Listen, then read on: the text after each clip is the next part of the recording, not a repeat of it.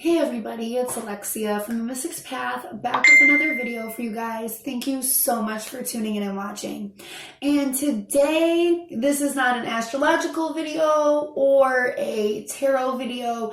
This video dives into the human psyche a little bit. And it is something that I felt very deeply that I had to share, and I was kind of mulling it over for a while after a breakthrough that I personally had, and I felt the need to share it with all of you. Now, this video is about how hindering the invalidation of pain and trauma to a person, whether it is done by the individual self or an outward individual appear.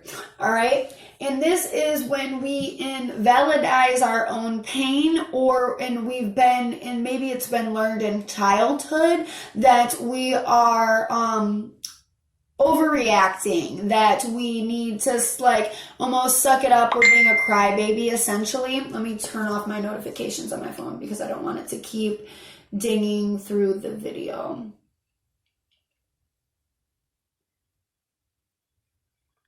There we go. Now, when we look at this, we're looking at the issue of, we can say, all right, this happened to me, all right, but whatever the case is, whatever your pain is, you can always equate it to something worse. Something happened to somebody else worse, so you should be thankful or not, or to just get over it. Well, the thing is this sounds well and good, but it does not work. It doesn't. And this is because you can tell yourself that something is not affecting you and that it is, other people have had it worse, and that it is okay, that you're okay, and that you can live by that every day of your life. And that does not, and that's fine. You can repress all of that.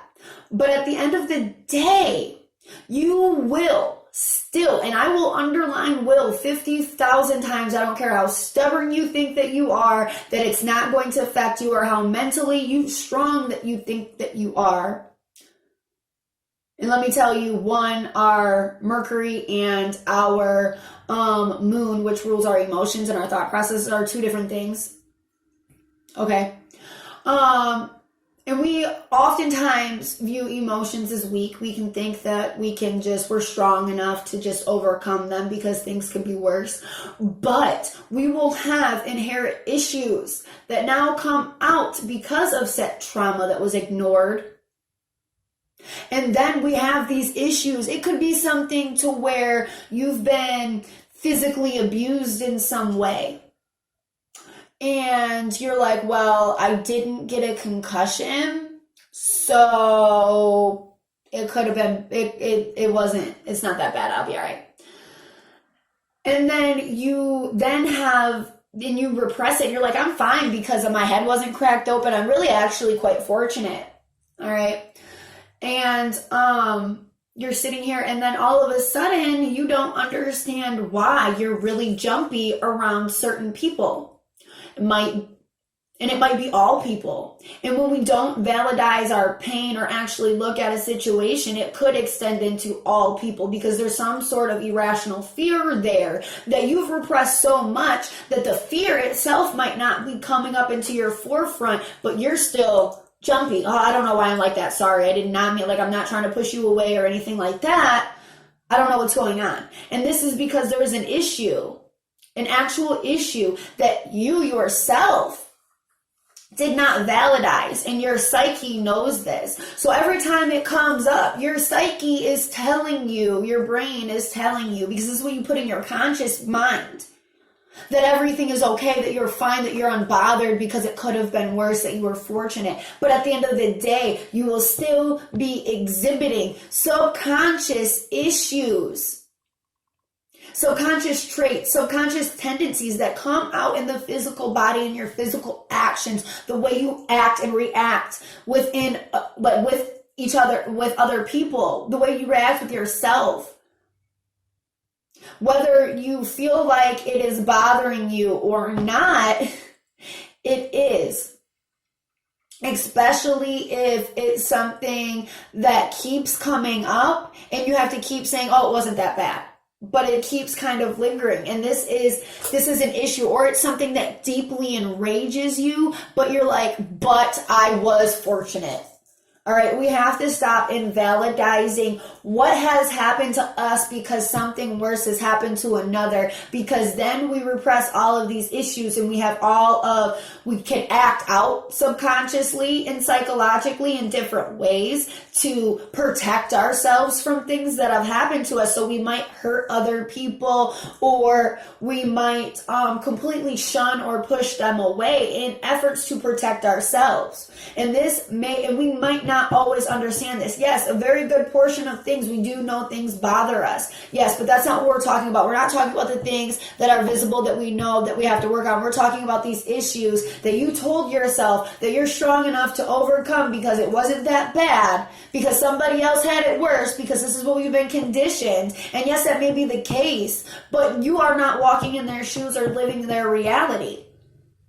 You're walking in your own shoes and living your own reality with your own feelings and your own thoughts and your own ideas.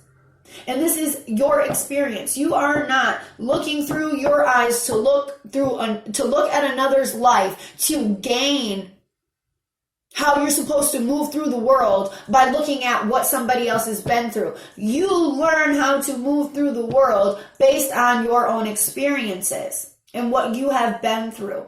So, invalidizing your pain because somebody else had it worse is so hindering.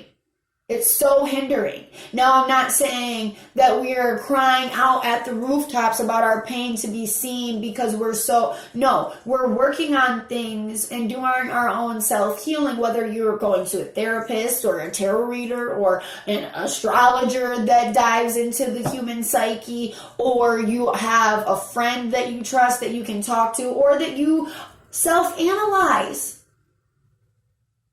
And you write and you work through your psyche this way to understand, because everything we learn from everything that happens to us, whether it is good or it's bad, they have conscious and unconscious sediment that is left there. Sometimes we know why things are going on, and sometimes we've blocked it so much and repressed it so much and said, I'm not doing that. I'm not feeling that. That we push, and we're doing this on a conscious level. The subconscious, you don't control that. You don't control that. If anything, the subconscious controls you. And this is why, because how many times do you do something, or have you did something as a teenager or whatever the case may be, and you did not understand it? Shit, you can dream and your subconscious can be trying to tell you key issues, and you cannot know what it's saying if you are not into the art of dream interpretation and listening to yourself and seeing the way that you work with your own metaphors. So my whole point of this video is, you can literally, just because you invalidize your own pain doesn't mean that it goes away. Just because you invalidize your own trauma doesn't mean that it goes away. And it does not mean that it is not affecting you just because you're pushing it out of the mental forefront. This does not mean that it will just because you push it out of the mental forefront, that you will still be able to connect with another person the way that you used to be able to connect with another person before the trauma happened, even if you want to admit to it or not. Even if you don't want to admit that you are weak enough to fall victim to those feelings. It's going to eat you alive in some way, whether you are consciously aware of it or not. And the worst thing that you can be is walking around blind to the actions that you are doing and not knowing why you cannot connect with other people, why you can't trust other people, and why you cannot connect with yourself in certain ways, or open up or be vulnerable in certain ways.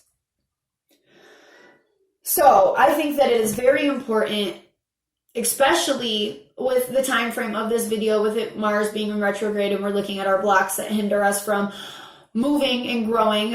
If you have not watched that video, I'll link it in the text to this, to the description text of this video on YouTube, so you can find that video and watch that as well.